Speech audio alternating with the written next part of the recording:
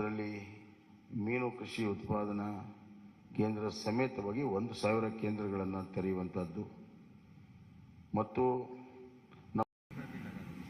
ನಮ್ಮ ನಾಯಕರಾದಂಥ ಶ್ರೀ ಬಿ.ಎಸ್. ಯಡಿಯೂರಪ್ಪನವರನ್ನ, ಮಾನ್ಯ ಮುಖ್ಯಮಂತ್ರಿಗಳಾದಂಥ ಶ್ರೀ ಬಸವರಾಜ ಬೊಮ್ಮಾಯಿ ಅವರನ್ನ, ಕೇಂದ್ರ ಸಚಿವರಾದಂಥ ಶ್ರೀ ಪ್ರಹ್ಲಾದ್ ಜೋಶಿ ಅವರನ್ನ, ಮಾಜಿ ಮುಖ್ಯಮಂತ್ರಿಗಳಾದಂಥ ಶ್ರೀ ಬಿ. ಸದಾನಂದ ಗೌಡರನ್ನ, ಶ್ರೀ ಕೆ.ಎಸ್. ಈಶ್ವರಪ್ಪನವರನ್ನ, ಶ್ರೀ ಆರ್. ಅಶೋಕ್ ಅವರನ್ನ, ಎ. ನಾರಾಯಣ ಸ್ವಾಮಿ ಅವರನ್ನ, ಶೋಭಾ ಕರಂದ್ಲಾಜೆ ಅವರನ್ನ, ಶ್ರೀರಾಮುಲು ಅವರನ್ನ, ಡಾಕ್ಟರ್ ಕೆ. ಸುಧಾಕರ್ ಅವರನ್ನ, ಅರವಿಂದ್ ಲಿಂಬಾವಳಿ ಅವರನ್ನ ಹಾಗೂ ಶ್ರೀ ಚಲುವಾದಿ ನಾರಾಯಣ ಸ್ವಾಮಿ ಅವರನ್ನ ನಾನು ವೇದಿಕೆಗೆ ಆಹ್ವಾನವನ್ನ ಮಾಡ್ತಾ ಇದ್ದೇನೆ.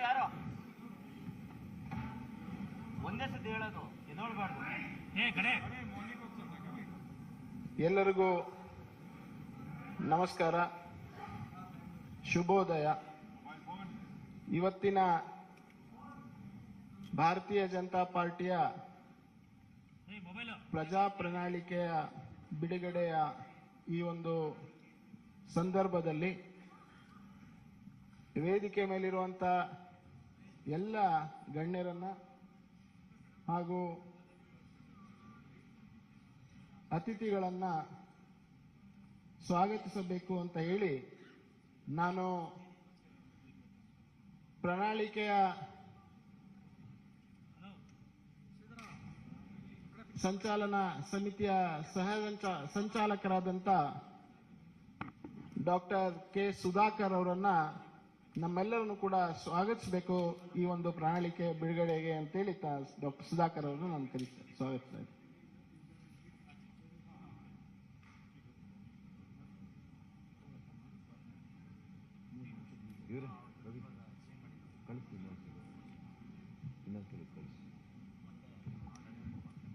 ಎಲ್ಲರಿಗೂ ನಮಸ್ಕಾರ. ನಮ್ಮೆಲ್ಲರ ರಾಷ್ಟ್ರೀಯ ಭಾರತೀಯ ಜನತಾ ಪಕ್ಷದ ಅಧ್ಯಕ್ಷರು ಸನ್ಮಾನ್ಯ ಶ್ರೀ JP ನಡ್ಡಾಜಿ ಅವರೇ, ನಮ್ಮ ನಾಯಕರು ಮಾನ್ಯ ಮುಖ್ಯಮಂತ್ರಿಗಳು ಶ್ರೀ ಬಸವರಾಜ ಬೊಮ್ಮಾಯಿ ಅವರೇ, ಅದೇ ರೀತಿ ನಮ್ಮ ಹಿರಿಯ ನಾಯಕರು, ನಮ್ಮ ನಿಕಟಪೂರ್ವ ಮುಖ್ಯಮಂತ್ರಿಗಳು ಆಗಿರ್ತಕ್ಕಂಥ ಶ್ರೀ BS ಯಡಿಯೂರಪ್ಪಾಜಿ ಅವರೇ, ಅದೇ ರೀತಿ ನಮ್ಮ ರಾಜ್ಯ BJPಯ ಅಧ್ಯಕ್ಷರಾಗಿರ್ತಕ್ಕಂಥ ಮಾನ್ಯ ಶ್ರೀ ನಳಿನ್ ಕುಮಾರ್ ಕಟೀಲ್ ರವರಿಗೆ ಕೂಡ ಈ ಸುದ್ದಿಗೋಷ್ಠಿಗೆ ಸ್ವಾಗತವನ್ನು ಬಯಸ್ತೇನೆ. ನಮ್ಮ ಕೇಂದ್ರ ಸಚಿವರು ನಾಯಕರು ಆಗಿರ್ತಕ್ಕಂಥ ಶ್ರೀ ಪ್ರಹ್ಲಾದ್ ಜೋಶಿ ರವರಿಗೆ ಕೂಡ ಸ್ವಾಗತವನ್ನು ಬಯಸ್ತೇನೆ.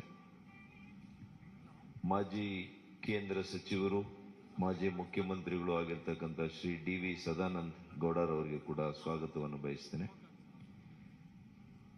ಮಾಜಿ ಸಚಿವರು, ಹಿರಿಯ ನಾಯಕರು ಆಗಿರ್ತಕ್ಕಂಥ ಈಶ್ವರಪ್ಪನವರು, ಹಿರಿಯ ಸಚಿವರು, ಆತ್ಮೀಯರು ಆಗಿರ್ತಕ್ಕಂಥ ಶ್ರೀ ಆರ್. ಅಶೋಕ್ ರವರು, ಮಾನ್ಯ ಕೇಂದ್ರ ಸಚಿವರಾಗಿರ್ತಕ್ಕಂಥ ಶ್ರೀ ಎ. ನಾರಾಯಣ ಸ್ವಾಮಿ ಅವರು, ಮಾನ್ಯ ಕೇಂದ್ರ ಸಚಿವರಾಗಿರ್ತಕ್ಕಂಥ ಕುಮಾರಿ ಶೋಭಾ ಕರಂದ್ಲಾಜೆ ರವರು, ಮಾನ್ಯ ಸಚಿವರಾಗಿರ್ತಕ್ಕಂಥ ಶ್ರೀ ಬಿ. ಶ್ರೀರಾಮುಲು ಅವರು,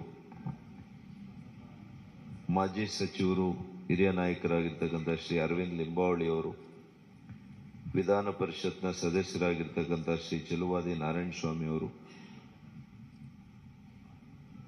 ವಿಧಾನ ಪರಿಷತ್ನ ಸದಸ್ಯರಾಗಿರ್ತಕ್ಕಂಥ KS ನವೀನ್ ಹಾಗೂ ಸಹ ಸಂಚಾಲಕರು ಈ ಪ್ರಣಾಳಿಕೆಯಲ್ಲಿ, ಅವ್ರಿಗೂ ಕೂಡ ನಾನು ಸ್ವಾಗತವನ್ನು ಬಯಸ್ತಾ, ಮತ್ತೊಬ್ಬರು ಕೇಂದ್ರ ಸಚಿವರು ಪ್ರಣಾಳಿಕೆಯಲ್ಲಿ ಬಹಳಷ್ಟು ನಮಗೆ ಸಹಕಾರವನ್ನು ನೀಡಿರ್ತಕ್ಕಂಥ ಶ್ರೀ ಭಗವಂತ್ ಖೂಬಾಜಿರವರಿಗೆ ಕೂಡ ವಿಶೇಷವಾಗಿರ್ತಕ್ಕಂಥ ಸ್ವಾಗತವನ್ನು ಬಯಸ್ತಾ, ಕೇಂದ್ರದಿಂದ ಬಂದಿರತಕ್ಕಂಥ ಅನೇಕ ಹಿರಿಯ ಮುಖಂಡರುಗಳು, ರಾಜ್ಯಸಭಾ ಸದಸ್ಯರುಗಳು, ಸಂಸದರು, ವಿವಿಧ ವಿಭಾಗಗಳ ಮುಖ್ಯಸ್ಥರು ಆಗಿರ್ತಕ್ಕಂಥ ಎಲ್ಲರಿಗೂ ಕೂಡ ಸ್ವಾಗತವನ್ನು ಬಯಸ್ತಾ, ಇವತ್ತು ಈ ಪ್ರಣಾಳಿಕೆ ಬಿಡುಗಡೆಯ ಒಂದು ಕ್ಷಣಗಣನೆ ಇರೋದ್ರಿಂದ ಇವತ್ತು ನಮ್ಮ ರಾಷ್ಟ್ರೀಯ ಅಧ್ಯಕ್ಷರು ನಮ್ಮ ಮಾನ್ಯ ಮುಖ್ಯಮಂತ್ರಿಗಳು, ನಮ್ಮೆಲ್ಲ ನಾಯಕರುಗಳು ಕೂಡ ಇವತ್ತು ಬಿಡುಗಡೆ ಮಾಡೋರಿದ್ದಾರೆ. ಇವತ್ತು ತಾವೆಲ್ಲ ಕೂಡ ಈ ಸುದ್ದಿಗೋಷ್ಠಿಗೆ ಬಂದಿರೋದಕ್ಕೆ ಎಲ್ಲ ಮಾಧ್ಯಮ ಸ್ನೇಹಿತರಿಗೆ ನಾನು ವಿಶೇಷವಾಗಿರ್ತಕ್ಕಂಥ ಸ್ವಾಗತವನ್ನ, ಅಭಿನಂದನೆಗಳನ್ನು ಸಲ್ಲಿಸ್ತೇನೆ. ಅದೇ ರೀತಿ ಕಳೆದ ಕೆಲವು ತಿಂಗಳುಗಳಿಂದ ನಮ್ಮ ಪಕ್ಷ ಪ್ರಣಾಳಿಕೆಯನ್ನ ತಯಾರು ಮಾಡುವಾಗ ಇದು ನೈಜತೆಯಿಂದ ಕೂಡಿರಬೇಕು. ಈ ರಾಜ್ಯದ ಪ್ರತಿಯೊಬ್ಬ ವ್ಯಕ್ತಿ, ಪ್ರತಿಯೊಂದು ವಿಭಾಗದಲ್ಲಿ ಕೂಡ ಅವರ ಸಲಹೆಗಳನ್ನು ಪಡೆದು ಅವರಿಗೆ ಉಪಯೋಗ ಆಗುವಂಥ ರೀತಿಯಲ್ಲಿ ಈ ನಾಡನ್ನು ಕಟ್ಟಬೇಕು. ನವ ಕರ್ನಾಟಕದಿಂದ ನವ ಭಾರತವನ್ನು ನಿರ್ಮಾಣ ಮಾಡುವಂಥ ಆಶಯದೊಂದಿಗೆ ನಮ್ಮ ಮಾನ್ಯ ಪ್ರಧಾನಮಂತ್ರಿಗಳು ನರೇಂದ್ರ ಮೋದಿ ಅವರು ಹೇಳಿರೋ ಹಾಗೆ ಇವತ್ತು ಈ ರಾಜ್ಯವನ್ನ, ಈ ನಾಡನ್ನ ಕಟ್ಟುವಾಗ ಮುಂದಿನ 25 ವರ್ಷಗಳ ದೃಷ್ಟಿಕೋನವನ್ನ ಇಟ್ಕೊಂಡು ಯುವಕರಿಗೆ ಸಬಲೀಕರಣದ ಮೂಲಕ, ಸಮಾಜದ ಸಬಲೀಕರಣದ ಮೂಲಕ ನಮ್ಮ ಆಡಳಿತವನ್ನ ನಾವು ನೀಡಿ ಅದರ ಮೂಲಕ ಸಂಪದ್ಭರಿತ ಕರ್ನಾಟಕ ಆಗಬೇಕು ಅನ್ನುವಂಥ ವಿಚಾರದಲ್ಲಿ ನಾವು ಈ ಪ್ರಣಾಳಿಕೆಯಲ್ಲಿ ಸಿದ್ಧ ಮಾಡಿದ್ದೇವೆ. 38 ವಿವಿಧ ಕ್ಷೇತ್ರಗಳಲ್ಲಿ, ಸುಮಾರು 170 ವಿಧಾನಸಭಾ ಕ್ಷೇತ್ರಗಳಲ್ಲಿ ನಾವು ಸಲಹೆ ಸಂಗ್ರಹವನ್ನ ಮಾಡಿದ್ದೇವೆ. ನಮಗೆ ಆಶ್ಚರ್ಯ ಆಯಿತು. ಇವತ್ತು ಆನ್ಲೈನ್ನಲ್ಲಿ ವೆಬ್ಸೈಟ್ನ ಮೂಲಕ 29,306 ಸಲಹೆಗಳು ನಮಗೆ ಇಲ್ಲಿವರೆಗೂ ಕೂಡ ಬಂದಿದ್ದಾವೆ. ವಾಟ್ಸ್ಆ್ಯಪ್ ಮೂಲಕ ಬಂದಿದ್ದಾವೆ, ಮಿಸ್ಡ್ ಕಾಲ್ಸ್ ಮೂಲಕ ಬಂದಿದ್ದಾವೆ. ಒಟ್ಟು 6 ಲಕ್ಷ ಸಲಹೆಗಳು ಇವತ್ತು ಇಡೀ ರಾಜ್ಯದಿಂದ ನಮ್ಮೆಲ್ಲ ಏನು ವಿಜಯ ಸಂಕಲ್ಪ ಯಾತ್ರೆ ಕೈಗೊಂಡಾಗ, ಬೂತ್ ಅಭಿಯಾನ ಕೈಗೊಂಡಾಗ, ನಮ್ಮ ವಿಧಾನಸಭೆ ಕ್ಷೇತ್ರದಲ್ಲಿ ನಾವು ಸಲಹಾ ಸಂಗ್ರಹ ಸಮಿತಿ ಸಭೆಗಳನ್ನು ಕೈಗೊಂಡಾಗ ಇವೆಲ್ಲ ಸಲಹೆಗಳು ಕೂಡ ನಮಗೆ ಬಂದಿದೆ. ನಾನು ಕೇಂದ್ರ ಸಚಿವರಿಗೆ, ಕೇಂದ್ರ ನಾಯಕರಿಗೆ ನಾನು ಈ ಸಂದರ್ಭದಲ್ಲಿ ಅಭಿನಂದನೆ ಸಲ್ಲಿಸ್ತೇನೆ. ಸುಮಾರು 17 ರಾಷ್ಟ್ರೀಯ ನಾಯಕರು ಕೂಡ ಈ ನಮ್ಮ ಪ್ರಣಾಳಿಕೆ ಸಿದ್ಧ ಮಾಡುವಂತ ಸಭೆಗಳಲ್ಲಿ ಅವರು ಭಾಗವಹಿಸಿದ್ರು. ಅವರಿಗೆ ವಿಶೇಷ ಕೃತಜ್ಞತೆಯನ್ನ ನಾನು ಅರ್ಪಿಸ್ತೇನೆ. ಅದೇ ರೀತಿ ಆಯಾ ವಿಷಯ ತಜ್ಞರು, ವಿಶೇಷವಾಗಿರ್ತಕ್ಕಂತಹ ಪರಿಣಿತರು, ಇವ್ರ ಕಡೆಯಿಂದ ಕೂಡ ನಾವು ಚರ್ಚೆ ಮಾಡಿ ಸುಮಾರು 900 ಸಲಹೆಗಳು ಅವ್ರ ಕಡೆಯಿಂದ ಕೂಡ ಬಂದಿದ್ದಾವೆ. ಮತ್ತು ಅದರ ಜೊತೆಗೆ 50 ಸೆಕ್ಟೋರಲ್ ಎಕ್ಸ್ಪರ್ಟ್ಸ್ ಅಂತ ಇದ್ರು. ಅವ್ರ ಕಡೆಯಿಂದ ಕೂಡ ನಾವು ಅವರವರ ಕ್ಷೇತ್ರದಲ್ಲಿ ಯಾವ ರೀತಿ ನಮ್ಮ ರಾಜ್ಯಕ್ಕೆ ಒಳಿತಾಗುತ್ತೆ, ಅದು ರೈತರಿಗೆ, ಕೂಲಿ ಕಾರ್ಮಿಕರಿಗೆ, ಬಡವರಿಗೆ, ಇವತ್ತು ಮಕ್ಕಳ ಆರೋಗ್ಯ ವಿಚಾರದಲ್ಲಿ, ಪ್ರತಿಯೊಂದು ಕ್ಷೇತ್ರದಲ್ಲಿ ಕೂಡ ಯಾವ ರೀತಿ ನಾವು ಬದಲಾವಣೆಯನ್ನು ತರಬಹುದು, ಯಾವ ರೀತಿ ಈ ರಾಜ್ಯದ ಪ್ರಗತಿಯನ್ನ ಮತ್ತಷ್ಟು ಉತ್ತುಂಗಕ್ಕೆ ತೆಗೆದುಕೊಂಡು ಹೋಗ್ಬೋದು ಅನ್ನುವಂಥ ನಿಟ್ಟಿನಲ್ಲಿ ವಿಚಾರ ಮಾಡಿ, ಬೇರೆ ಪಕ್ಷಗಳ ರೀತಿಯಲ್ಲಿ ಸುಳ್ಳು ಭರವಸೆಗಳನ್ನು ಕೊಡದೆ, ಇವತ್ತು ಬಿಜೆಪಿಯ ಭರವಸೆ ಮಾನ್ಯ ನರೇಂದ್ರ ಮೋದಿಯವರು ಕಳೆದ 9 ವರ್ಷಗಳು ನಿರಂತರವಾಗಿ ಏನು ಕಾರ್ಯಕ್ರಮಗಳು ಕೊಟ್ಟಿದ್ದಾರೆ, ಈಗಾಗಲೇ ಈ ಎಲ್ಲ ಕಾರ್ಯಕ್ರಮಗಳು ಜನರ ಮನೆ ಬಳಿಗೆ ಇವತ್ತು ತಲುಪಿದೆ. ಅದೇ ಇವತ್ತು ಜನರು ನಮ್ಮ ಮೇಲಿಟ್ಟಿರ್ತಕ್ಕಂಥ ವಿಶ್ವಾಸ. ಹಾಗಾಗಿ ನಮ್ಮ ಭರವಸೆಯಲ್ಲಿ ಅವರಿಗೆ ವಿಶ್ವಾಸ ಇದೆ. ಬೇರೆ ಪಕ್ಷಗಳು ಈ ರೀತಿಯ ಭರವಸೆಗಳನ್ನ ಬೇರೆ ರಾಜ್ಯಗಳಲ್ಲಿ 13 ರಾಜ್ಯಗಳಲ್ಲಿ ಕೊಟ್ಟಿದ್ದಾರೆ. ಆದರೆ ಆ ಪಕ್ಷಗಳನ್ನ ಆ ರಾಜ್ಯಗಳಲ್ಲಿ ತಿರಸ್ಕಾರ ಮಾಡಿದ್ದಾರೆ. ಯಾಕೆ ಅಂದ್ರೆ ಅವರುಗಳ ಮೇಲಾಗ್ಲಿ, ಅವರ ಭರವಸೆಗಳ ಮೇಲಾಗ್ಲಿ ಯಾವುದೇ ಇವತ್ತು ವಿಶ್ವಾಸ ಜನರಿಗೆ ಈ ದೇಶದಲ್ಲಿಲ್ಲ. ಯಾವ ರಾಜ್ಯಗಳಲ್ಲಿ ಅವರು ಆಡಳಿತಕ್ಕೆ ಬಂದಿದ್ದಾರೆ, ಉದಾಹರಣೆಗೆ ರಾಜಸ್ಥಾನ, ಮಧ್ಯಪ್ರದೇಶ, ಸ್ವಲ್ಪ ದಿನ ಮಹಾರಾಷ್ಟ್ರದಲ್ಲಿ ಅಲ್ಲಿ ಅವರು ಕೊಟ್ಟಂತ 5 ವರ್ಷಗಳ ಹಿಂದೆ ಕೊಟ್ಟಂತ ಭರವಸೆಗಳಲ್ಲಿ ಒಂದು ಭರವಸೆ ಕೂಡ ಅದು ಈಡೇರಿಸಲಿಕ್ಕೆ ಅವ್ರ ಕೈಲಿ ಆಗಿಲ್ಲ. ಹಾಗಾಗಿ ಅವರು ಜನರ ದಿಕ್ಕನ್ನು ತಪ್ಪಿಸುವಂತ ಕೆಲಸ ಅವರು ಮಾಡಿರೋದ್ರಿಂದ ಇವತ್ತು ಜನರು ಅವರನ್ನ ಯಾರು ಕೂಡ ವಿಶ್ವಾಸಕ್ಕೆ ತೆಗೆದುಕೊಳ್ಳುವಂತ ಪ್ರಶ್ನೆ ಇಲ್ಲ. ಇವತ್ತು ನಾವು ಆರೋಗ್ಯಯುಕ್ತ ನಾಡನ್ನ ಮಾಡಬೇಕು, ಸಂಪತ್ ಭರಿತ ನಾಡನ್ನ ಮಾಡಬೇಕು, ಯುವಕರಿಗೆ ಅವ್ರ ಕಾಲ ಮೇಲೆ ನಿಂತು ಆರ್ಥಿಕ ಚೈತನ್ಯ ಸಬಲೀಕರಣ ಮಾಡಬೇಕು, ಮಹಿಳೆಯರನ್ನ ಮುಖ್ಯ ವಾಹಿನಿಗೆ ತರಬೇಕು ಮತ್ತು ದಯನೀಯ ಸ್ಥಿತಿಯಲ್ಲಿರ್ತಕ್ಕಂತಹ ವಯೋವೃದ್ಧರು, ಇವತ್ತು ಅಂಗವಿಕಲರು ಮತ್ತು ಇವತ್ತು ವಿಧವೆಯರು, ಇವರಿಗೆ ವಿಶೇಷವಾಗಿರ್ತಕ್ಕಂಥ ಉತ್ತೇಜನವನ್ನ ಇವತ್ತು ನಮ್ಮ ರಾಷ್ಟ್ರೀಯ ನಾಯಕರು, ನಮ್ಮ ಅಧ್ಯಕ್ಷರು, ಮಾನ್ಯ ಮುಖ್ಯಮಂತ್ರಿಗಳು ಏನೆಲ್ಲ ಇವತ್ತು ಘೋಷಣೆಯನ್ನ ಮಾಡ್ತಾರೆ, ಇದು ನೈಜತೆಯಿಂದ ಕೂಡಿರ್ತಕ್ಕಂಥದ್ದು. ನಮ್ಮ ಆರ್ಥಿಕ ಸ್ಥಿತಿಗತಿಗಳನ್ನ ಅರ್ತಿರ್ತಕ್ಕಂಥ ಮಾನ್ಯ ಮುಖ್ಯಮಂತ್ರಿಗಳು ಇದನ್ನ ವಿಶೇಷವಾಗಿ ಗಮನವನ್ನು ಇಟ್ಟು ಕಾರ್ಯಕ್ರಮವನ್ನು ರೂಪಿಸಿದ್ದಾರೆ. ಇವತ್ತು ಮಹಿಳೆಯರಿಗೆ ಏನಿವತ್ತು ಸಿಲಿಂಡರ್ ಬೆಲೆ ಇರ್ಬೋದು, ಅದಕ್ಕೆ ಯಾವ ರೀತಿ ಅದನ್ನ ಇವತ್ತು ಮಾಡಬೇಕು ಪ್ರಣಾಳಿಕೆ ಅನ್ನುವಂಥದ್ದನ್ನ ಇದೆಲ್ಲವನ್ನು ಕೂಡ ನಾವು ಉದ್ದೇಶ ಮಾಡಿ ನಾವು ಮಾಡಿದ್ದೇವೆ. ಈಗ ಕ್ಷಣಗಣೆಯಲ್ಲಿ ತಕ್ಷಣ ನಮ್ಮ ರಾಷ್ಟ್ರೀಯ ಅಧ್ಯಕ್ಷರು ಪ್ರಣಾಳಿಕೆಯ ಮುಖ್ಯ ಅಂಶಗಳನ್ನು ಇವತ್ತು ಘೋಷಣೆ ಮಾಡ್ತಾರೆ, ಮಾನ್ಯ ಮುಖ್ಯಮಂತ್ರಿಗಳು ಘೋಷಣೆ ಮಾಡ್ತಾರೆ. ನಾನು ಈ ಪ್ರಣಾಳಿಕೆ ಸಿದ್ಧತೆ ಮಾಡೋದ್ರಲ್ಲಿ ನನ್ನ ಸಹ ಸಂಚಾಲಕರು, ನಮ್ಮ ಸಚಿವರು, ನಮ್ಮೆಲ್ಲ ಕೆಲವು ಕ್ಷೇತ್ರದ ಪರಿಣಿತರು ಕೂಡ ವಿವಿಧ ಪ್ರಕೋಷ್ಠಗಳಲ್ಲಿ ಕೆಲಸ ಮಾಡಿ ಅನುಭವ ಇರತಕ್ಕಂಥವರು ನನ್ನ ಜೊತೆ ಸುಮಾರು 16 ಜನ ಇದ್ರು. ಅವ್ರಿಗೆಲ್ರಿಗೂ ಕೂಡ ನಾನು ವಿಶೇಷವಾಗಿರ್ತಕ್ಕಂಥ ಕೃತಜ್ಞತೆಯನ್ನ, ಅಭಿನಂದನೆಯನ್ನ ಸಲ್ಲಿಸ್ತೇನೆ. ಮತ್ತು ನಮ್ಮ ಎಲ್ಲ ಹಿರಿಯ ನಾಯಕರು ನಮಗೆ ಮಾರ್ಗದರ್ಶನ, ಸಲಹೆ, ಸೂಚನೆಯನ್ನ ಕೊಟ್ಟು ಇವತ್ತು ಈ ರಾಜ್ಯದ ಪ್ರಣಾಳಿಕೆ, ಭಾರತೀಯ ಜನತಾ ಪಕ್ಷದ ಪ್ರಣಾಳಿಕೆ ಮುಂದೆ ಈ ರಾಜ್ಯವನ್ನ ಕಟ್ಟುವಂತಹ ಒಂದು ಅದ್ಭುತವಾಗಿರ್ತಕ್ಕಂಥ ಪ್ರಣಾಳಿಕೆ ಆಗುತ್ತೆ. ನಾವು ಭಗವದ್ಗೀತೆಯನ್ನ ಎಷ್ಟು ಭಕ್ತಿಯಿಂದ ಇವತ್ತು ನಾವು ನೋಡ್ತೇವೆ, ಅಷ್ಟೇ ಭಕ್ತಿಯಿಂದ ಇವತ್ತು ನಮ್ಮ ಪ್ರಣಾಳಿಕೆಯನ್ನ ನಾವು ಇವತ್ತು ಕಂಡುಕೊಳ್ತೀವಿ ಅಂತ ಹೇಳಿ ಇವತ್ತು ನನ್ನ ಮಾತನ್ನು ಮುಗಿಸ್ತೀನಿ. ನಮಸ್ಕಾರ.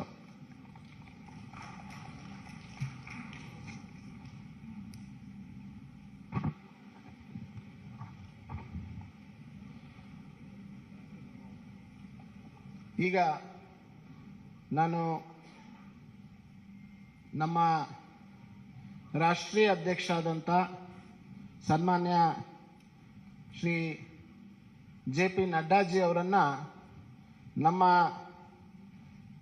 ಪ್ರಣಾಳಿಕೆಯನ್ನು, ಪ್ರಜಾ ಪ್ರಣಾಳಿಕೆಯನ್ನು ಬಿಡುಗಡೆಯನ್ನು ಮಾಡಬೇಕು ಮತ್ತು ವೇದಿಕೆ ಮೇಲಿರುವಂಥ ನಮ್ಮ ಎಲ್ಲ ನಾಯಕರುಗಳು ಕೂಡ ತಮ್ಮ ಮುಂದಿರುವಂಥ ಪ್ರಣಾಳಿಕೆಯನ್ನು ಬಿಡುಗಡೆ ಮಾಡಬೇಕು ಅಂತೇಳಿ ನಾನು ಅವರೆಲ್ಲರಲ್ಲಿ ವಿನಂತಿಯನ್ನು ಮಾಡ್ತೀನಿ.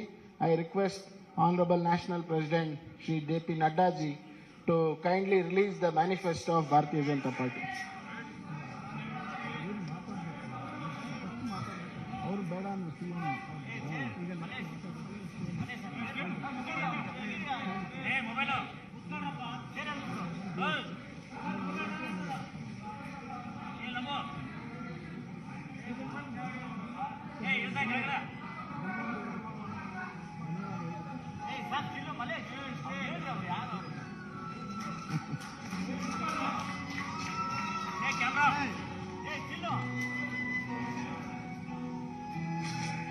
ಸರಿ ಸರ್.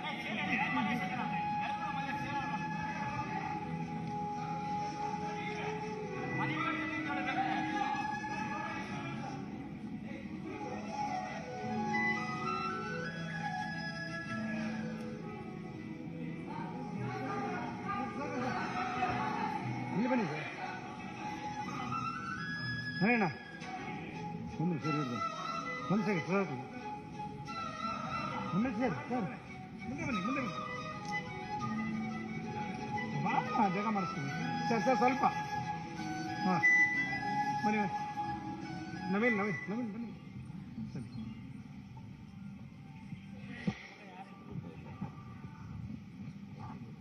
ಪ್ರಣಾಳಿಕೆಯ ಬಿಡುಗಡೆಯನ್ನು ಮಾಡಿದಂಥ ಎಲ್ಲ ನಮ್ಮ ನಾಯಕರಿಗೆ, ಮಾನ್ಯ ರಾಷ್ಟ್ರೀಯ ಅಧ್ಯಕ್ಷರಿಗೆ ಧನ್ಯವಾದಗಳನ್ನು ತಿಳಿಸ್ತಾ, ಈಗ ತಮ್ಮೆಲ್ಲರೂ ಉದ್ದೇಶಿಸಿ ಮಾನ್ಯ ಮುಖ್ಯಮಂತ್ರಿಗಳಾದಂಥ ಶ್ರೀ ಬಸವರಾಜ ಬೊಮ್ಮಾಯಿ ಅವರು ಉದ್ದೇಶಿಸಿ ಮಾತನಾಡಬೇಕು ಅಂತೇಳಿ ವಿನಂತಿಯನ್ನು ಮಾಡ್ತೇನೆ.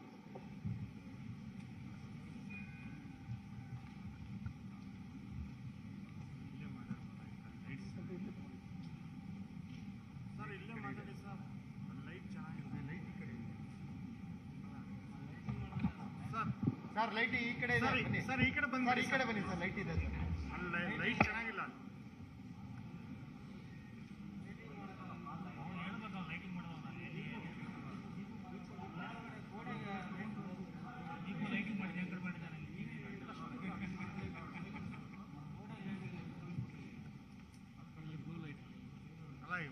ಲೈಟ್ ಆದ್ರೂ ಇದೆಯಲ್ಲ ಅಟ್ಲೀಸ್ಟ್. ನಮ್ಮೆಲ್ಲರ ನಾಯಕರು, ರಾಷ್ಟ್ರೀಯ ಭಾರತೀಯ ಜನತಾ ಪಕ್ಷದ ಅಧ್ಯಕ್ಷರಾದಂಥ ಸನ್ಮಾನ್ಯ ಶ್ರೀ JP ನಡ್ಡಾಜಿಯವರೇ, ರಾಜ್ಯದ ಭಾರತೀಯ ಜನತಾ ಪಕ್ಷದ ಅಧ್ಯಕ್ಷರಾದಂಥ ನಳಿನ್ ಕುಮಾರ್ ಕಟೀಲ್ ಅವರೇ, ನಮ್ಮೆಲ್ಲರ ಹಿರಿಯ ನೆಚ್ಚಿನ ನಾಯಕರಾದಂಥ ಶ್ರೀ BS ಯಡಿಯೂರಪ್ಪಜಿಯವರೇ, ಹಾಗೂ ಮಾಜಿ ಮುಖ್ಯಮಂತ್ರಿಗಳಾದಂಥ ಸದಾನಂದಗೌಡಜಿಯವರೇ, ಹಾಗೂ ನಮ್ಮ ಕ್ಯಾಂಪೇನ್ ಕಮಿಟಿಯ ಅಧ್ಯಕ್ಷರಾದಂಥ ಶ್ರೀಮತಿ ಶೋಭಾ ಕರಂದ್ಲಾಜೆಯವರೇ, ಅಶೋಕ್ ಅವರೇ, ಮತ್ತು ಈ ಪ್ರಣಾಳಿಕೆಯ ಸಮಿತಿಯ ಸಂಚಾಲಕರಾಗಿ ಕೆಲಸ ಮಾಡಿದಂಥ ಡಾಕ್ಟರ್ ಸುಧಾಕರ್ ಅವರೇ, ವೇದಿಕೆ ಮೇಲೆ ಇರುವಂಥ ಎಲ್ಲ ಹಿರಿಯ ನಾಯಕರೇ, ಇಲ್ಲಿ ಅಪಾರ ಸಂಖ್ಯೆಯಲ್ಲಿ ನೆರೆದಿರುವಂಥ ನನ್ನ ಮಾಧ್ಯಮದ ಸ್ನೇಹಿತರು, ಭಾರತೀಯ ಜನತಾ ಪಕ್ಷ the party with the difference. ಈ ಹಿನ್ನೆಲೆಯಲ್ಲಿ ಇಡೀ ರಾಷ್ಟ್ರದ ಆಡಳಿತ ಚುಕ್ಕಾಣಿ ಹಿಡಿದಿರುವಂಥ ಒಂದು ಪಕ್ಷ, ರಾಜ್ಯದಲ್ಲಿ ಆಡಳಿತ ಮಾಡುತ್ತಿರುವಂಥ ಒಂದು ಪಕ್ಷ,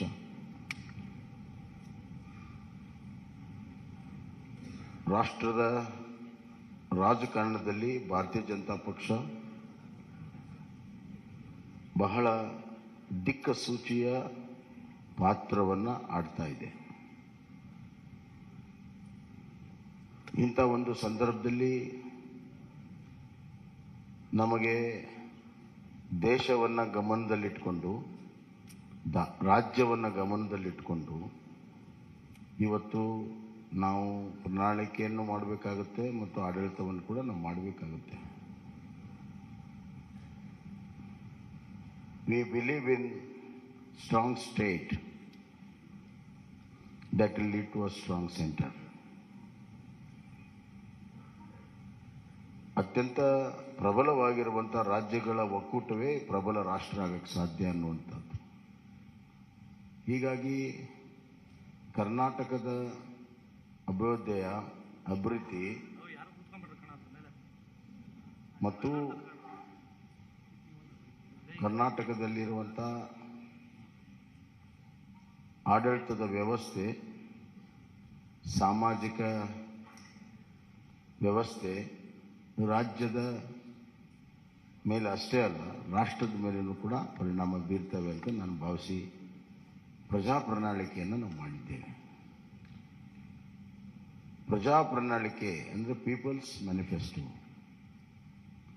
ಇದು ಒಂದು ರೀತಿಯಲ್ಲಿ ನಮ್ಮ ಡಾಕ್ಟರ್ ಸುಧಾಕರ್ ಅವರ ನೇತೃತ್ವದಲ್ಲಿ ಒಂದು ಒಳ್ಳೆಯ ತಂಡ ಕಳೆದ 3 ತಿಂಗಳಿಂದ ಬೇರೆ ಬೇರೆ ಹಂತದಲ್ಲಿ ಸಾಮಾನ್ಯ ಜನರಿಂದ ಹಿಡಿದು ಪರಿಣಿತರವರೆಗೂ ಎಲ್ಲರ ಅಭಿಪ್ರಾಯವನ್ನು ಪಡ್ಕೊಂಡು ಆನ್ಲೈನ್ ಲಕ್ಷಾಂತರ ಜನರಿಗೆ ಅಭಿಪ್ರಾಯ ಕೊಡೋದಕ್ಕೆ ಅವಕಾಶಗಳನ್ನು ಮಾಡಿಕೊಟ್ಟು ಜನರ ಭಾವನೆ, ಜನರ ಧ್ವನಿ ಇದರಲ್ಲಿ ಅಳವಡಿಸಿ ಇದು ನಿಜವಾಗ್ಲೂ ಕೂಡ ಪ್ರಜಾ ಪ್ರಣಾಳಿಕೆಯಾಗಿ ಹೊರಹೊಮ್ಮಿದೆ ಅಂತ ನಾನು ಭಾವಿಸಿದ್ದೇನೆ. ಒಂದು ಪ್ರಣಾಳಿಕೆ ಇದೊಂದು ರಾಜ್ಯ ಸರ್ಕಾರಕ್ಕೆ ಮುಂದೆ ನಡೆಯುವಂಥ ದಾರಿ ಮತ್ತು ದಿಕ್ಕನ್ನು ತೋರಿಸುವಂಥದ್ದು.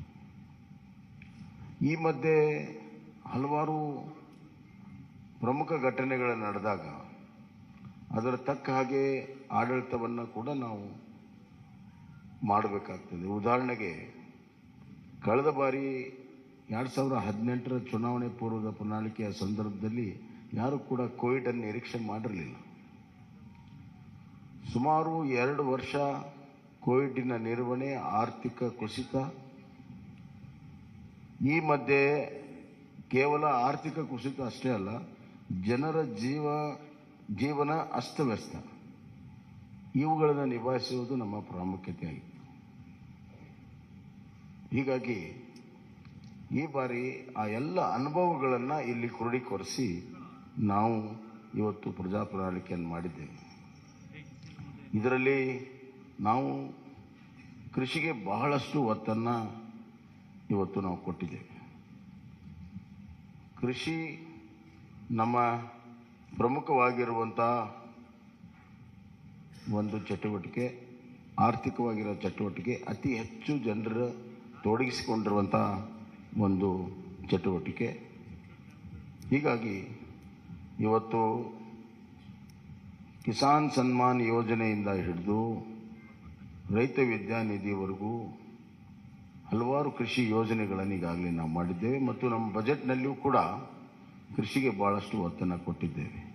ಶೂನ್ಯ ಬಡ್ಡಿ ಸಾಲವನ್ನು 5 ಲಕ್ಷಕ್ಕೆ ಏರಿಸುವಂಥದ್ದು, ಆವರ್ತ ನಿಧಿ 3600ಕ್ಕೆ ಏರಿಸಿರುವಂಥದ್ದು, ಆಪತ್ಕಾಲದಲ್ಲಿ ರೈತರ ಬೆಳೆದಂಥ ಬೆಳೆಗಳನ್ನು ಖರೀದಿ ಮಾಡಲು, ಮತ್ತು ಇದಲ್ಲದೆ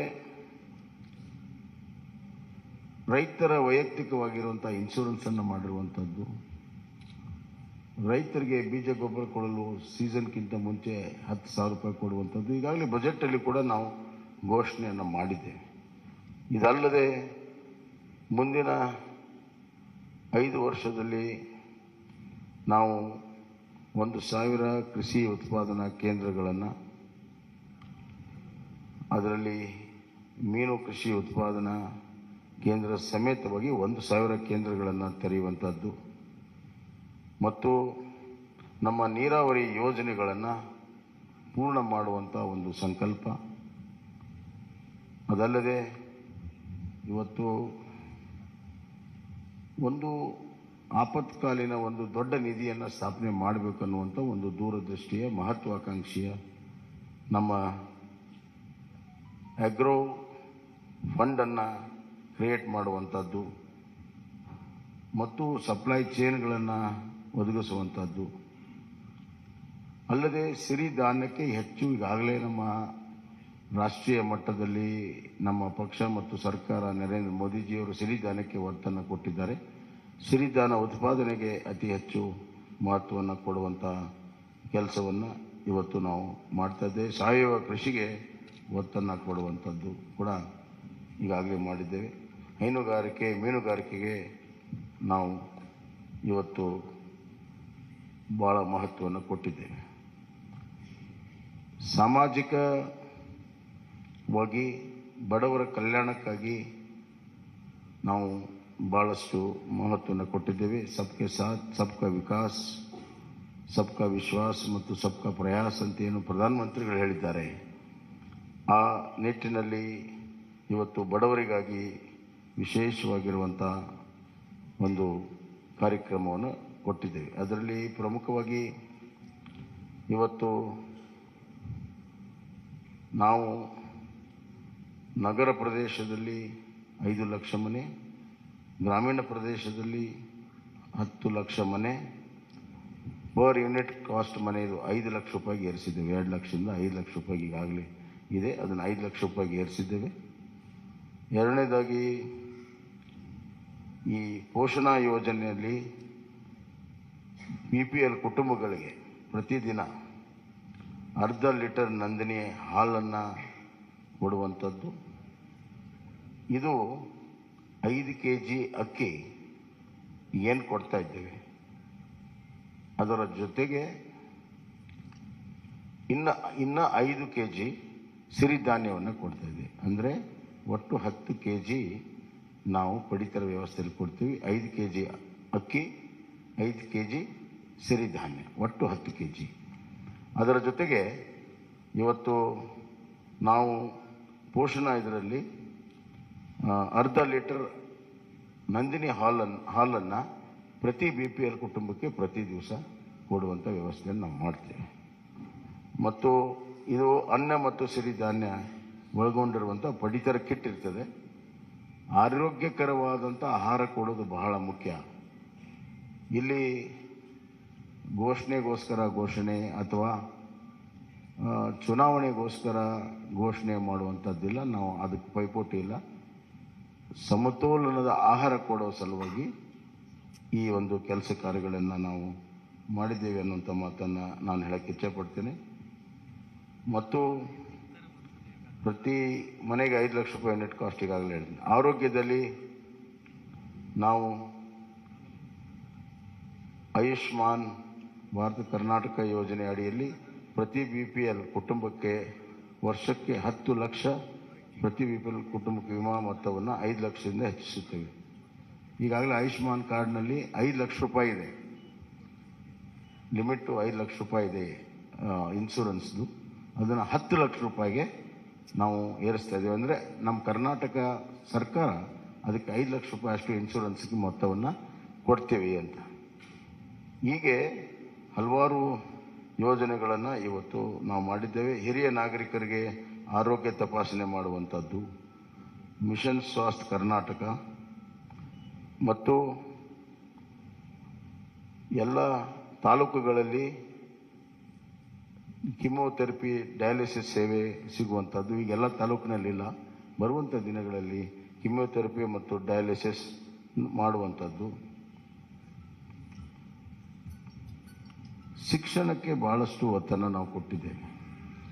NEP ಈಗಾಗಲೇ ಕರ್ನಾಟಕ ಮೊದಲನೇ ರಾಜ್ಯ ಇದೆ ಅದನ್ನು ಅಳವಡಿಸಿರುವಂಥದ್ದು.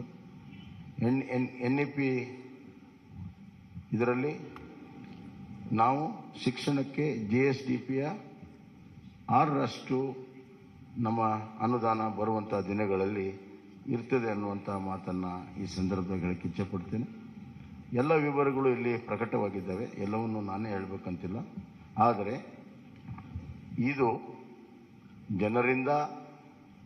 ಜನರಿಗೋಸ್ಕರ ಜನಪರವಾಗಿರುವಂಥ ಪ್ರಜಾಪ್ರಣಾಳಿಕೆಯನ್ನು ನಾವು ಮಾಡಿದ್ದೇವೆ. ಬರುವಂಥ ದಿನಗಳಲ್ಲಿ ಕಲ್ಯಾಣ ಕರ್ನಾಟಕ ಆಗಬೇಕಾದ್ರೆ ಒಂದು ಕುಟುಂಬ ಶಿಕ್ಷಣ, ಆರೋಗ್ಯ, ಉದ್ಯೋಗ, ಸಂತೋಷವಾಗಿರುವಂಥ ಗಮನದಲ್ಲಿಟ್ಟುಕೊಂಡು ಹಲವಾರು ಯೋಜನೆಗಳನ್ನು ಮಾಡಿದ್ದೇವೆ. ಇದರ ಜೊತೆಗೆ ಆರ್ಥಿಕವಾಗಿ ಎಕನಾಮಿಕಲಿ ಕರ್ನಾಟಕವನ್ನು ಒಂದು ವೈಬ್ರೆಂಟ್ ಸ್ಟೇಟ್ ಮಾಡಬೇಕನ್ನುವಂಥದ್ದು ಕೂಡ ನಾವು ತೀರ್ಮಾನ ಮಾಡಿದ್ದೇವೆ. ಪ್ರಧಾನಮಂತ್ರಿಗಳ $1 ಟ್ರಿಲಿಯನ್ಗೆ $5 ಟ್ರಿಲಿಯನ್ $1 ಟ್ರಿಲಿಯನ್ ಕಾಂಟ್ರಿಬ್ಯೂಷನ್ ಕರ್ನಾಟಕ ಮಾಡಬೇಕನ್ನುವಂಥ ಗುರಿಯಿಂದ ಅದರಲ್ಲಿ ಇಂಡಸ್ಟ್ರಿಯಲೈಸೇಷನ್ನು ಮತ್ತು IT, BT ಎಲ್ಲ ಸೆಕ್ಟರಲ್ಲೂ ಕೂಡ ನಾವು ಹೆಚ್ಚಿನ ಒಂದು ಪ್ರೋತ್ಸಾಹ ಕೊಡುವಂಥದ್ದು ಕೂಡ ನಾವು ಮಾಡಿದ್ದೇವೆ. So economical infrastructure, social infrastructure and taking care of the vulnerable section, SC, ST, poor people, women, youth, hige, and ultimately the farmer is a very important factor in this growth engine. 1% growth in agriculture leads to 4% growth in manufacturing and 10% in service sector. We believe in it and we have worked out this. ಆದ್ದರಿಂದ ಇದೊಂದು ಪ್ರಜಾಪ್ರಣಾಳಿಕೆ, ಜನ ಸ್ವೀಕಾರ ಮಾಡ್ತಾರೆ, BJPಗೆ ಬೆಂಬಲವನ್ನು ಕೊಡ್ತಾರೆ, ಮತ್ತೆ BJPಗೆ ಸರ್ಕಾರ ಮಾಡುವಂಥ ಅವಕಾಶವನ್ನು ಕರ್ನಾಟಕದಲ್ಲಿ ಸಂಪೂರ್ಣ ಬಹುಮತದಿಂದ ಕೊಡ್ತಾರೆ ಅಂತ ವಿಶ್ವಾಸವನ್ನು ವ್ಯಕ್ತಪಡಿಸಿ ನನ್ನ ಮಾತನ್ನು ಮುಗಿಸ್ತೇನೆ. ಸನ್ಮಾನ್ಯ ಮುಖ್ಯಮಂತ್ರಿಗೆ ಧನ್ಯವಾದಗಳನ್ನು ಹೇಳ್ತಾ, ಈಗ ನಮ್ಮೆಲ್ಲರೂ ಉದ್ದೇಶಿಸಿ ಸನ್ಮಾನ್ಯ DS ಯಡಿಯೂರಪ್ಪಾಜಿ ಅವರು ನಮ್ಮೆಲ್ಲರೂ ಉದ್ದೇಶಿಸಿ ಮಾತನಾಡಬೇಕು ಅಂತ ನಾವು ವಿನಂತಿ ಅವರೇ.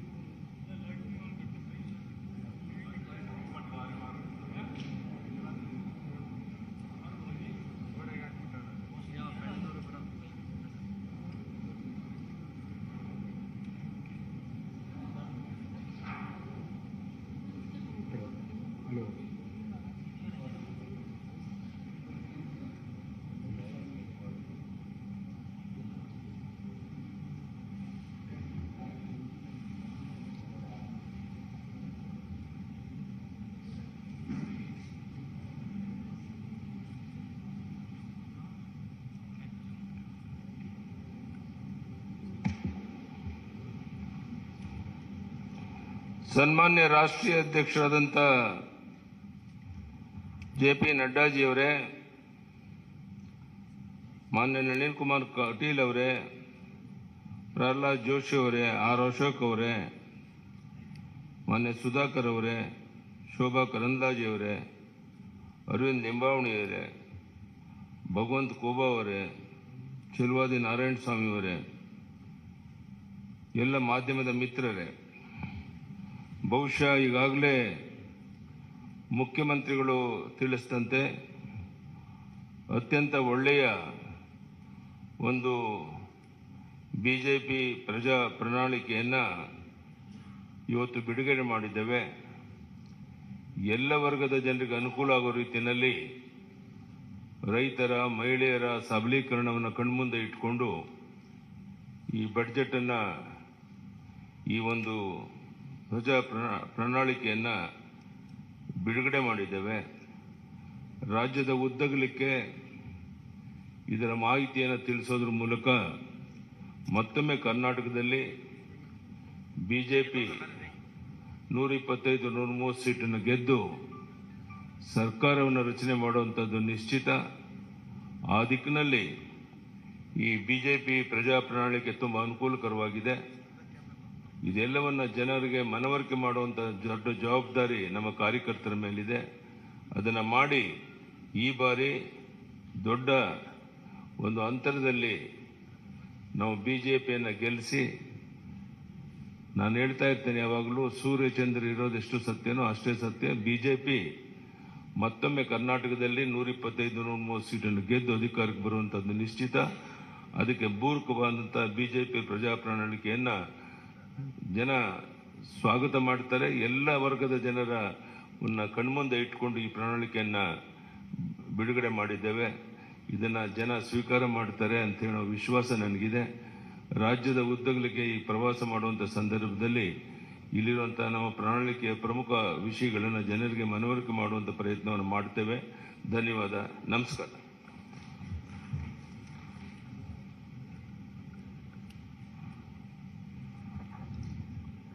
ನಮ್ಮೆಲ್ಲರನ್ನ ಉದ್ದೇಶಿಸಿ ಮಾತನಾಡಿದಂಥ ಶ್ರೀ ಬಿ.ಎಸ್. ಯಡಿಯೂರಪ್ಪಾಜಿ ಅವರಿಗೆ ವಂದನೆಗಳನ್ನು ತಿಳಿಸ್ತಾ, ಈಗ ನಮ್ಮೆಲ್ಲರನ್ನ ಉದ್ದೇಶಿಸಿ ನಮ್ಮ ಭಾರತೀಯ ಜನತಾ ಪಾರ್ಟಿಯ ರಾಷ್ಟ್ರೀಯ ಅಧ್ಯಕ್ಷರು, ನಮ್ಮೆಲ್ಲರ ನಾಯಕರು ಆದಂಥ ಸನ್ಮಾನ್ಯ ಶ್ರೀ ಜಗತ್ ಪ್ರಕಾಶ್ ನಡ್ಡಾಜಿ ಅವರು ತಮ್ಮನ್ನು ಉದ್ದೇಶಿಸಿ ಮಾತನಾಡಬೇಕು ಅಂತೇಳಿ ನಾನು ಅವರಿಗೆ ವಿನಂತಿಯನ್ನು ಮಾಡ್ತೀನಿ.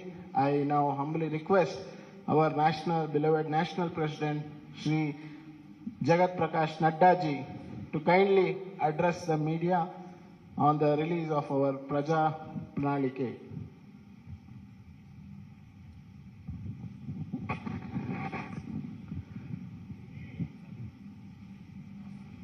Our very senior leader and the member of the BJP National Parliamentary Board and ex-Chief Minister of Karnataka, respected B.S. Yediyurappa, our very dynamic Chief Minister who is leading the state, Shri Basavaraj Bommai, our very active and people and workers friendly President Shri Nalin Katil ji, our Minister in the central government and my colleague in the Lok Sabha, Shri Prahlad Joshi ji, my senior colleague, ex-Chief Minister and an ex-Minister in the Government of India, Shri Sadanand Gowda ji, Minister in the Government of India and the Chairman of the Campaign Committee, Kumari Shobha Karnlaje ji, Shri Ashwat Narayan Swami ji, Shri Bhagwat Kuba ji, Shri K. Sudhakar ji, Arvind Limbawali ji, Narayan Swami ji, K.S. Naveen ji, senior members on the dais, and the friends from the media, print media and electronic media. It is indeed a matter of great opportunity for me. A few minutes back, I got the opportunity to release the manifesto of the Bharatiya Janata Party for the ensuing elections in Karnataka. First of all, as my colleague Sudhakar ji said, that this manifesto has not been formulated, drafted, or the content has not been created in any air-conditioned room. A due exercise has been done, and after a great amount of toil and perseverance by our workers who visited every nook and corner of the state, got the suggestions, and connected to the thousands of households that this content has been created, which is in the form of this manifesto.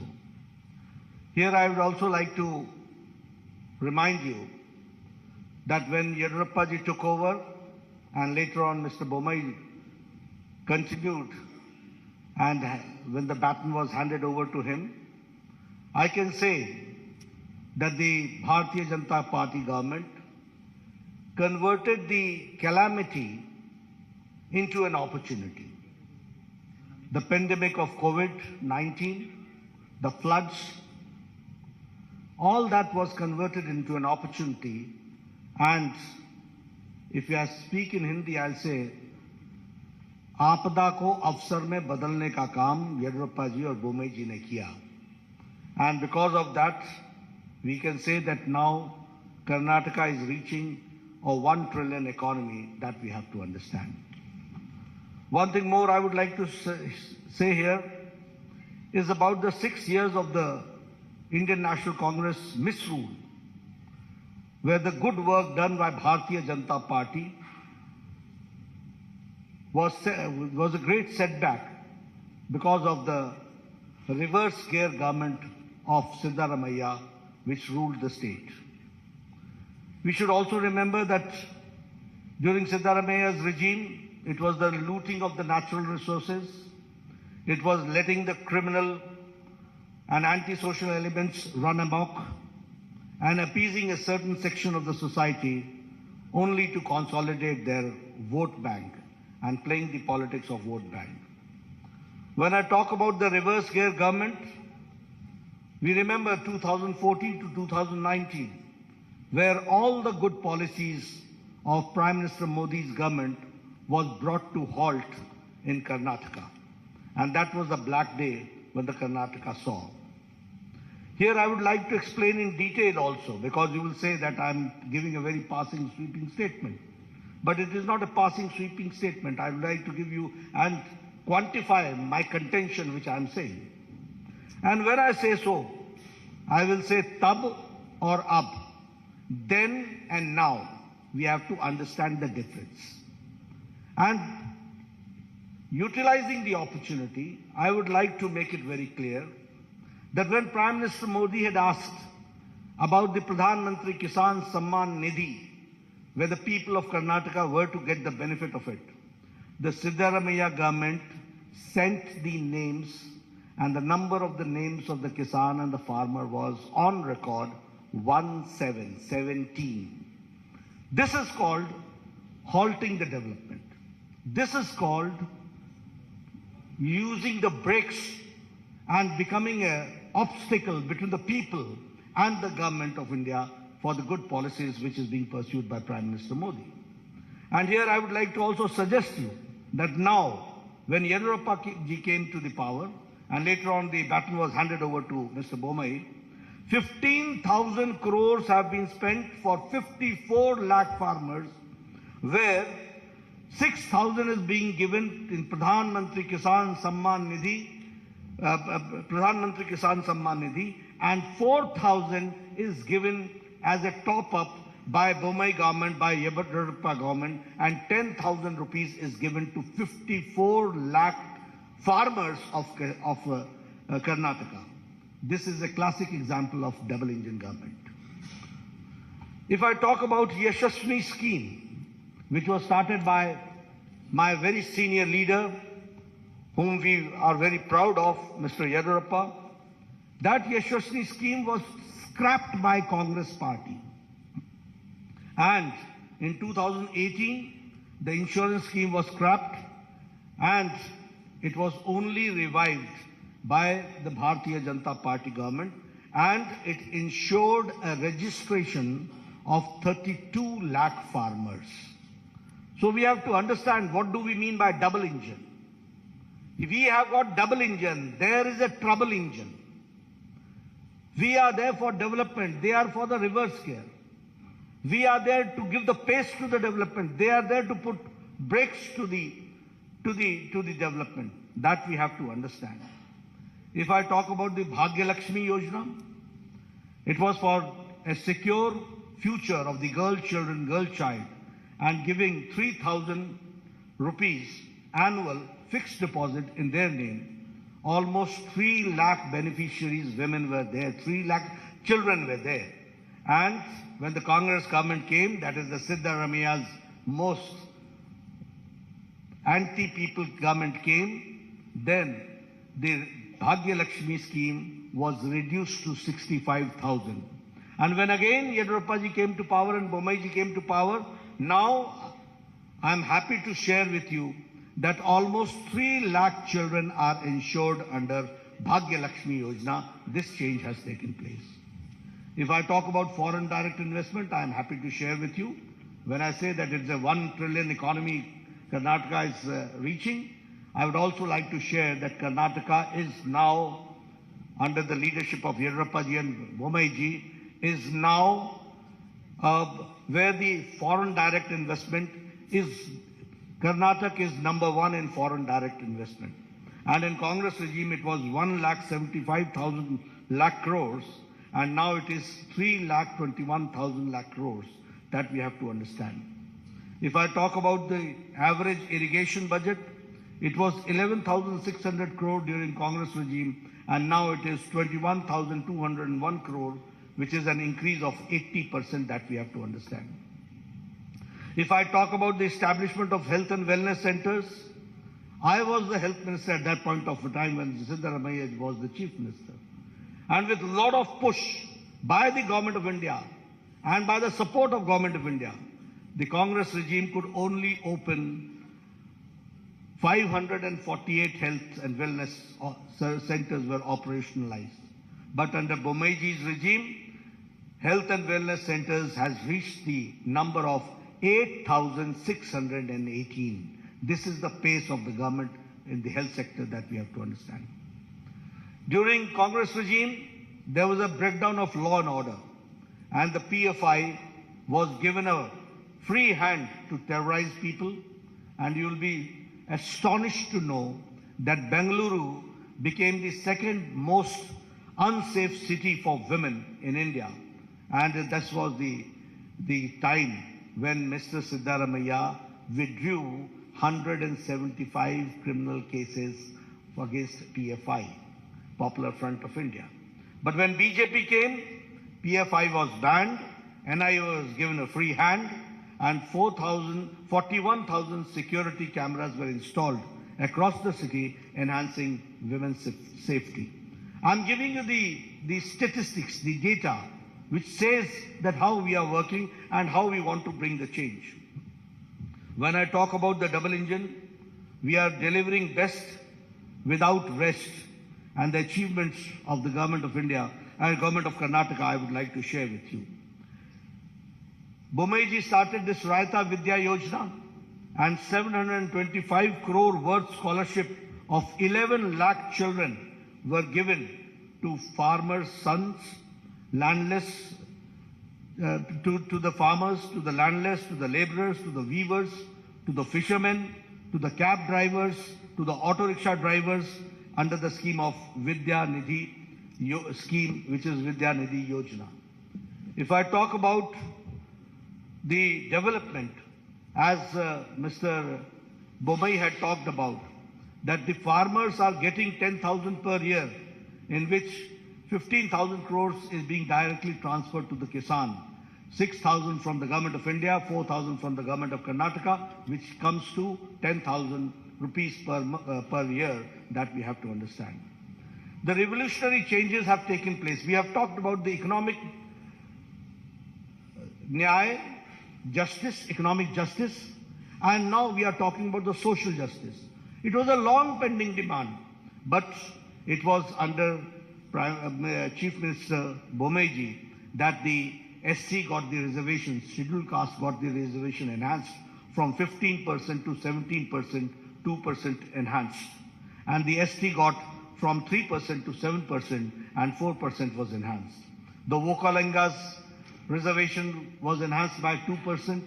The Lingayats reservation was enhanced by 2% under the 2D category and the Vokalingas in the 2C categories. And here I would like to say, justice to all, appeasement to none. And so the unconstitutional reservation given to minorities was repealed.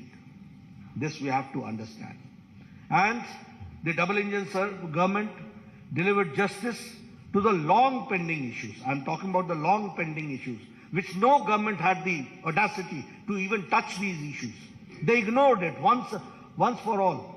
But when BJP government came, we tried to resolve, and the Upper Bhadra lift irrigation project, which was allocated the first installment of 5,300 crores and by the union budget.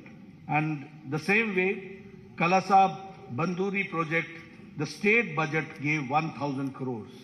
And if I talk about the Upper Krishna phase 3, 5,000 crores were given and were allocated. The same way, expedited the Bengaluru suburban railway pending for 40 years, for 4 decades, and 15,000 crores for it was allocated. The same way, the long pending 3,526 unrecorded Lambani Tandas and Kurba Hatis were declared as new revenue villages, and they were given the Hak Patras, which we call as the Haku Patras, and 1,75,000 beneficiaries have benefited out of it. This I'm talking how the long pending, long standing demands have been meted out, that I'm sharing with you. The same way, the 5,000 crore rupees were given to KKRDB in the state budget in this year 2023-24 for formed Kittur Kannada Development Authority.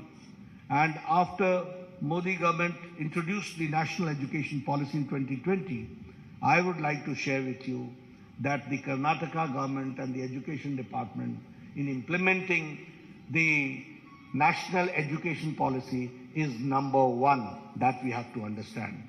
The same way, 1 IIT, 4 medical colleges, 7 medical universities, and 2 triple ITs have also been established in the state of Karnataka. If I talk about the Arogyakara Karnataka, the best state in the country, by establishing 8,618 health and wellness centers. 270 sanctioned Namma clinics have started functioning, including 108 in the Bengaluru itself. If I talk about, which Bomeji also talked about, is about the 1,38,000 Ayushman Bharat Arogya Karnataka have been issued. Here you see the Ayushman Bharat and the Arogya Karnataka, both together have taken care of the common man, that we have to understand, and 37 lakh poor people have availed this facility.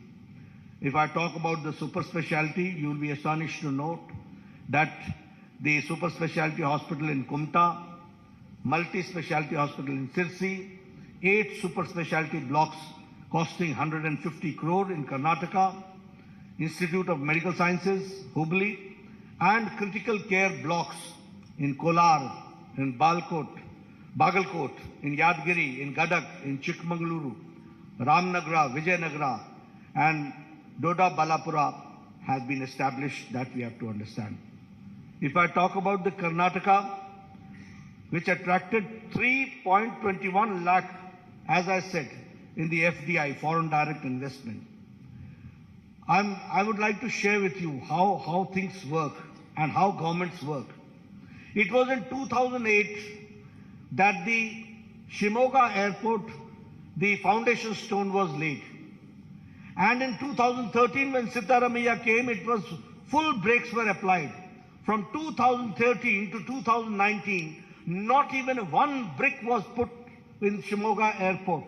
And in 2019 to 2023, only in a short span of 4 years, Shimoga airport was dedicated to the people of Karnataka. That we have to understand. If I talk about the airports, certainly I would like to share with you that the Kalaburgi airport is operational, and now 6 airports are being constructed.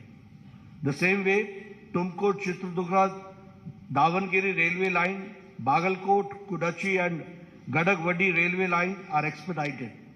Historic increase in railway budget has been 9 times.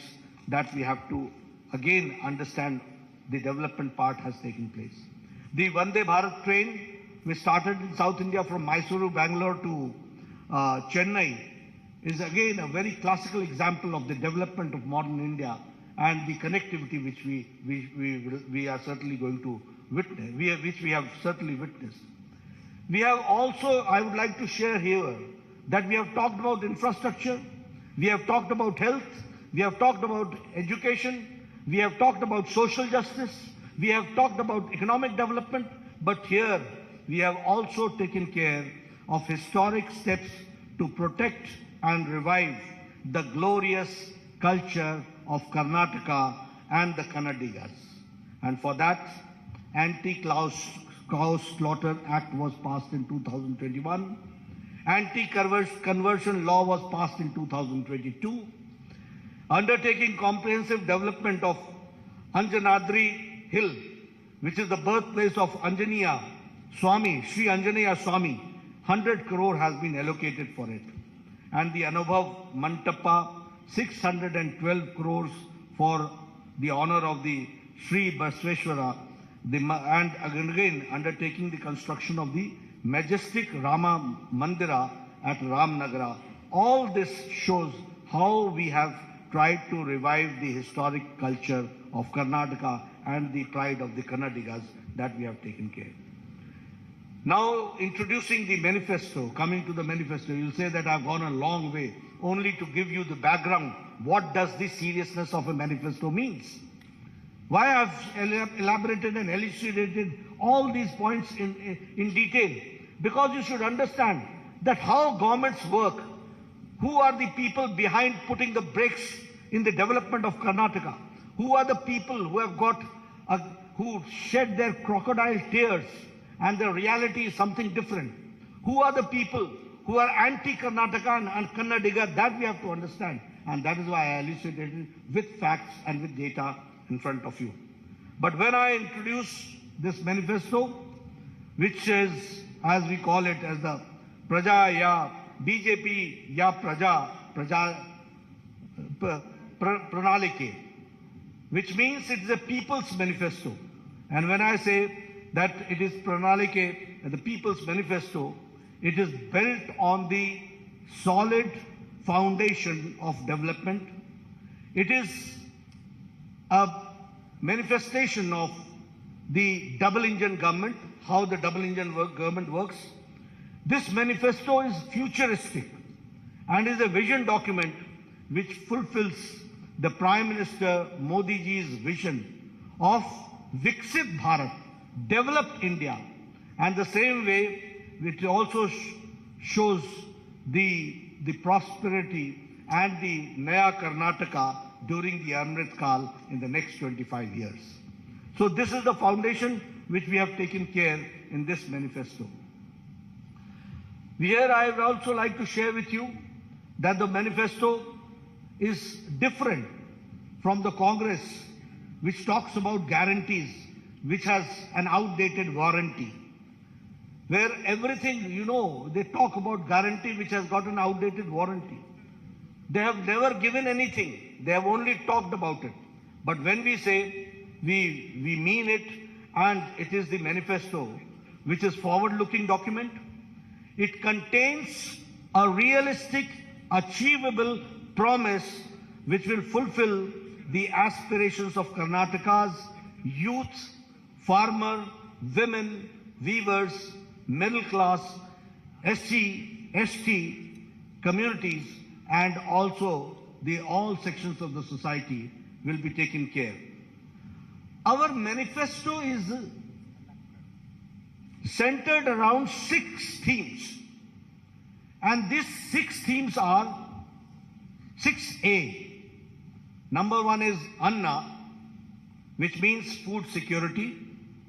Number 2 is Akshara, which means quality education.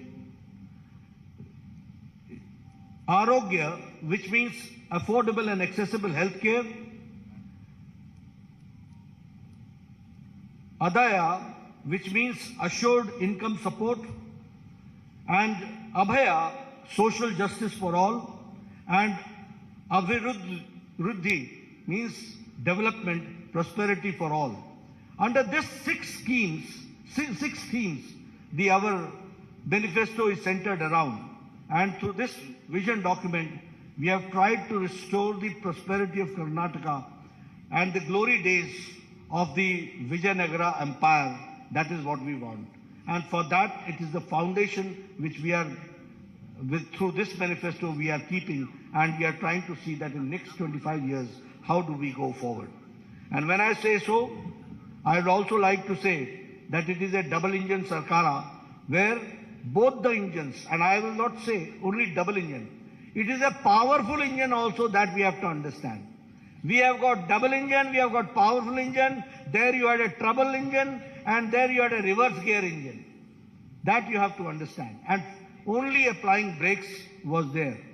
When I talk about the Anna, the food security, we will provide, as Bommai Saab said, that we will be providing 3 free cooking gas cylinders to all BPL families annually, 1 each during the months of Yugadi, during Ganesh Chaturthi and Deepavali.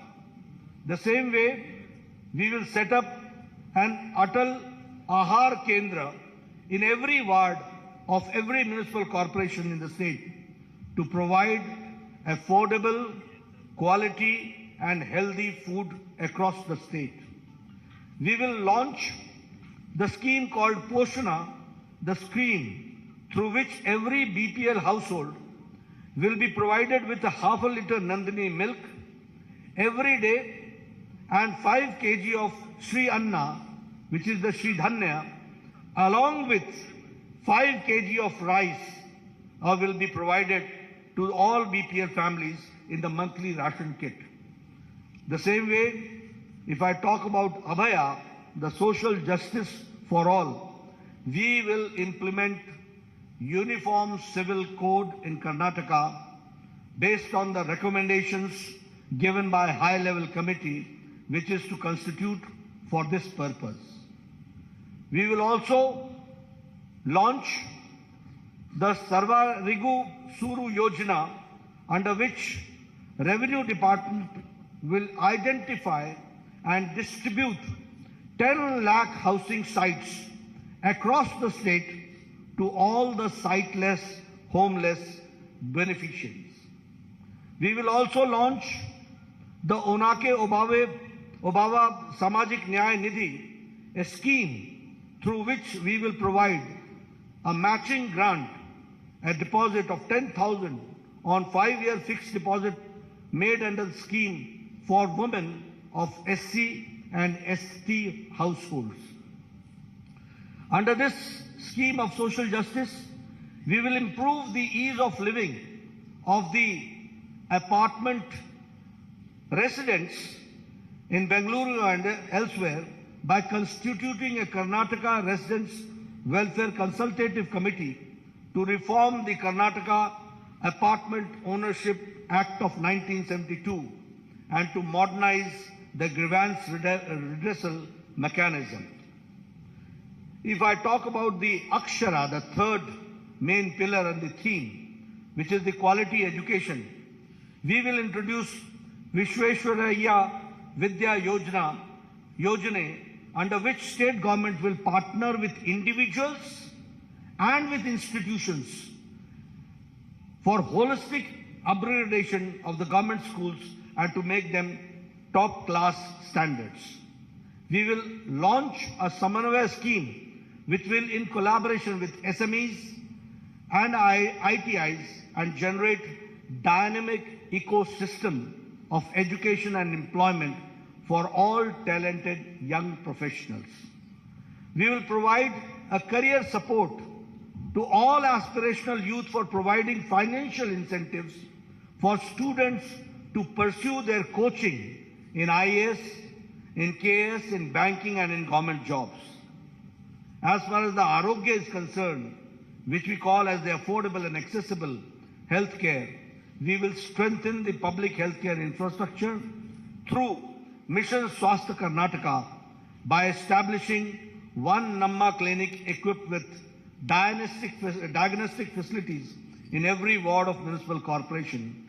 Additionally, we will provide a free and annual master health checkup for senior citizens.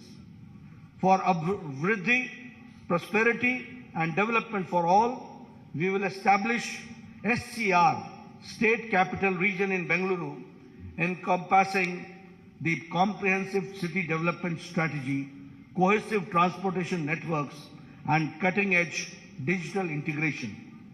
Transform Karnataka into a premier hub. Electric vehicles will be given their full support, and by setting up charging stations supporting 1,000 startups, we will be supporting 1,000 startups for converting and also converting BMTC buses into fully electric buses and creating EV city outside the Bangalore.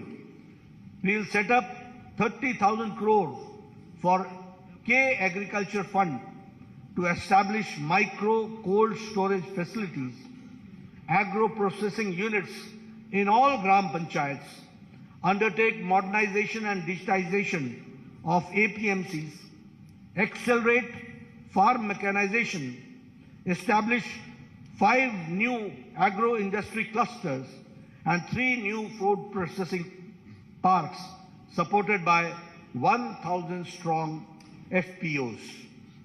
As far as the Adaya is concerned, assured income support, we will allocate 1,500 crore to develop Kalyan Circuit, Banwasi Circuit, Parshurama Circuit, Kaveri Circuit and Gangapura corridor to transform Karnataka into India's most favored tourist destination.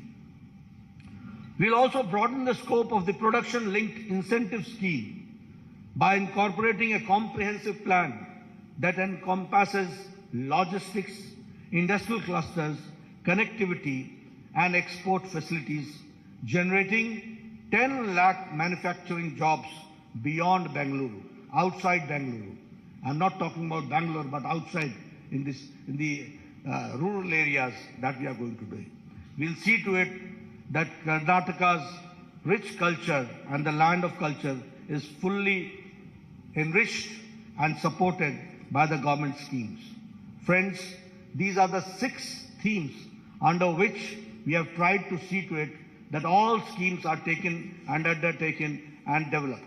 I would also like to share with you that we will be undertaking the Jan Sevaks program, where we will be appointing 10 youths across 5,000 Gram Panchayats, 5 youth at every ward in corporations, in youth for every ward in city municipal corporations, and in municipalities for effective implementation of state and central scheme programs. That is what we are going to do. So friends, I have tried to be comprehensive, and under the 6 themes, I have tried to see to it what we will do for the income generation, what we will do for social justice, what we will do for education, what we will do for health, and what we'll do for the common man to come forward and to empower the common man and the women that we have tried to share with you. The manifesto's details are there. Later on, you'll go through it, and your questions we'll take. Thank you very much for giving me a patient hearing.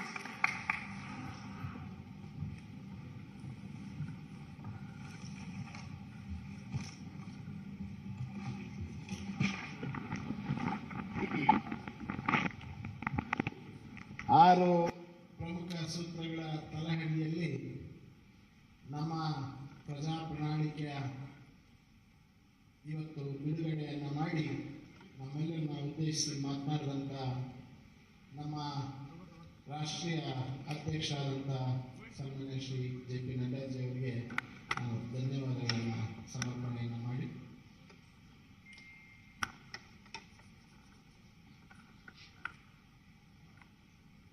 ಈಗ ಎರಡು ಪ್ರಶ್ನೆಗಳನ್ನು ಕೇಳೋದಕ್ಕೆ ಈಗ ಅವಕಾಶ ರಾಷ್ಟ್ರೀಯ ಅಧ್ಯಕ್ಷ ಜೊತೆಗೆ. ತದನಂತರ ಒಂದು ಪೂರ್ಣ ಪ್ರಮಾಣದ ಪತ್ರಿಕಾಗೋಷ್ಠಿಯನ್ನು ಡಾಕ್ಟರ್ ಸುಧಾಕರ್ ಅವರು, ಶೋಭಾ ಕರಂದ್ಲಾಜೆ ಅವರು, ನಾರಾಯಣ ಸ್ವಾಮಿ ಅವರು, ಭಗವಂತ ಕುಂಬ ಅವರು ನಡೆಸಿ ತಮ್ಮೆಲ್ಲರ ಪ್ರಶ್ನೆಗಳಿಗೆ ಉತ್ತರವನ್ನು ಕೊಡಲಿದ್ದಾರೆ.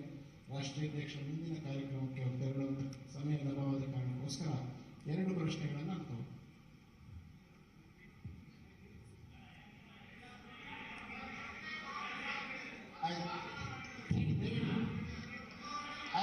ಹಲೋ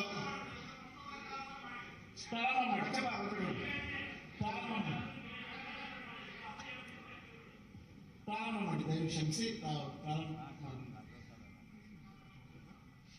ಹೇಳಿ ಸರ್.